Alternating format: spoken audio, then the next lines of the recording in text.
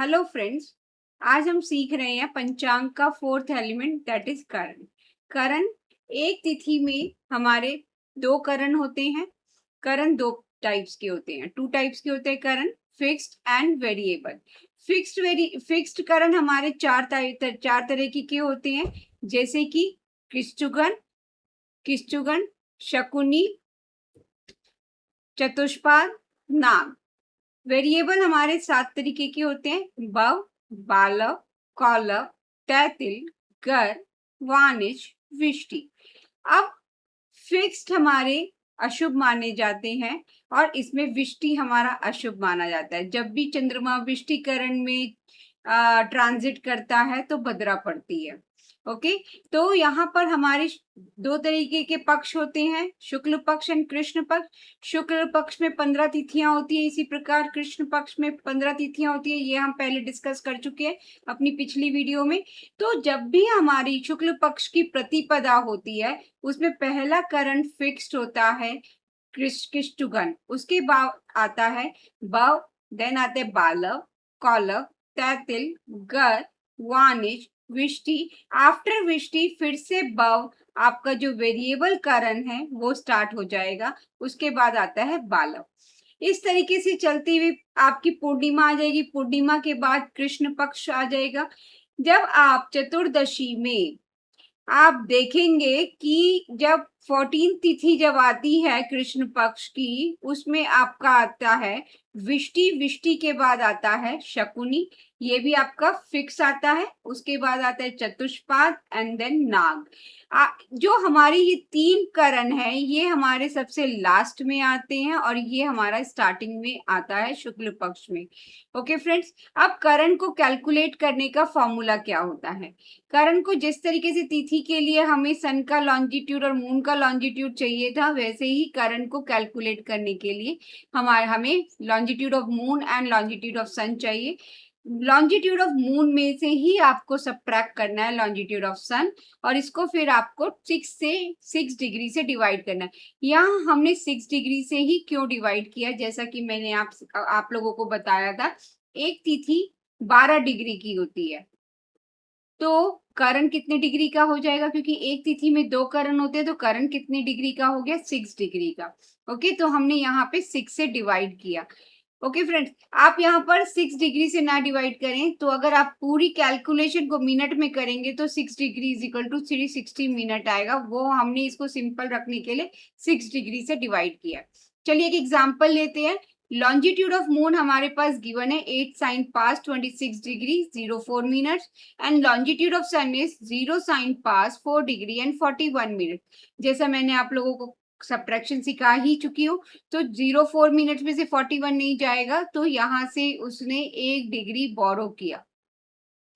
1 degree borrow किया। 1 degree is equal to 60 minutes, और उसमें आपने 4 मिनट्स प्लस कर दिए। 64 में से 41 माइनस करेंगे तो हमारे पास आ जाता है 23 मिनट्स, एंड 25 डिग्री में से आपने माइनस किया 04 मिनट्स, तो आपके पास आ गया 21 डिग्री एंड 8 साइन पास। अब हमने क्या करना है, क्योंकि ये डिग्री में है तो हमने इस पूरे को डिग्री में कन्वर्ट कर लेना है। हमें मालूम है 1 साइन पास इज इक्वल टू 30 डिग्री, तो हमने 8 साइन पास में कितने डिग्री होंगे, 240, एंड 240 में हमने क्या किया है, 21 डिग्री को ऐड किया। 21 डिग्री को ऐड करने के बाद हमारा आ जाता है 261 डिग्री। अब ये जो 23 मिनट्स है इसको भी आप डिग्री में कन्वर्ट करेंगे, तो हमें जैसा कि मालूम है 1 डिग्री में 60 मिनट्स होते हैं, तो जब हम मिनट से डिग्री में जाएंगे तो डिवाइड करेंगे। 23 डिवाइडेड बाय 60, तो हमारे पास आ जाता है 0.38। तो इसे हम 261 में ऐड कर देंगे। 261 में जब आपने 261 में आपने जीरो यहाँ आएगा एंड 38, 0.38 ऐड कर देना है, तो आपके पास आ जाता है, जब 0.38 ऐड कर देंगे तो ये आ जाता है 261.38 डिग्री। ये दिस इज इन डिग्री, तो हमने इसको 6 डिग्री से डिवाइड किया, हमारे पास आता है 43.56। अब इसका मतलब क्या है, हमारा 44th current is running. 44 Karan is running. इसका मतलब है 22nd तिथि का सेकंड करण इज रनिंग। अब इसको आप 22nd तिथि कैसे निकालेंगे? तो इसके लिए हम एक सिंपल सा फॉर्मूला, मैं आपको एक ट्रिक बता रही हूँ। 44 माइनस 1 कर देंगे, जो भी आपका रनिंग करण है उसमें से 1 को माइनस करेंगे तो आपके पास आ जाता है 43। इस 43 को 7 से डिवाइड करेंगे, बिकॉज हमारे पास 7 वेरिएबल करण होते हैं। तो 42, तो 1 रिमाइंडर आता है। तो हमारा पहला करण कौन सा होता है? बाव। ठीक है फ्रेंड्स, इसी तरीके से एक और मैं आपको बताती हूँ। मैं पूरी कैलकुलेशन नहीं बता रही हूँ, मैं आपको एक छोटा सा और लेके बताती हूँ। जैसे कि हमारे पास एग्जांपल ले लेते हैं, एक ऐसी 45.63 है।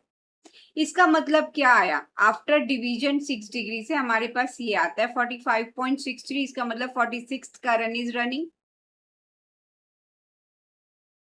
तो इसके लिए क्या करेंगे? 46 माइनस 1 दैट इज 45। 45 को हम 7 से डिवाइड करेंगे तो हमारे पास रिमाइंडर क्या आ गया? 3। तो हमारा तीसरा करण क्या होता है? तीसरा करण हमारे पास होता है, जैसे कि हमें मालूम है, ब, बालव, कौलव। तो हमारा ये कौन सा करण आ गया? कौलव। इस तरीके से आप करंट कैलकुलेट कर सकते हैं। पंचांग के ये पांचों एलिमेंट बहुत ही जरूरी होते हैं हमें मुहूर्त देखने के लिए। तो इनके बारे में हमें मालूम होना चाहिए और ये हमारी कैलकुलेशन है। तो नेक्स्ट वीडियो में हम योग के बारे में, दैट इज द लास्ट हमारा जो पंचांग का एलिमेंट है, योग मैं अपनी वीडियो में लेकर आऊंगी। Thank you friends. इसी तरह मेरे वीडियो को लाइक करते रहें और मेरे चैनल को सब्सक्राइब करना ना भूलें। आप अपनी जो भी डाउट्स है मुझे कमेंट्स में पूछ सकते हैं। I will try my level best to solve your problem as early as possible. मुझे इसी तरीके से मुझे सपोर्ट करते रहें। Thank you.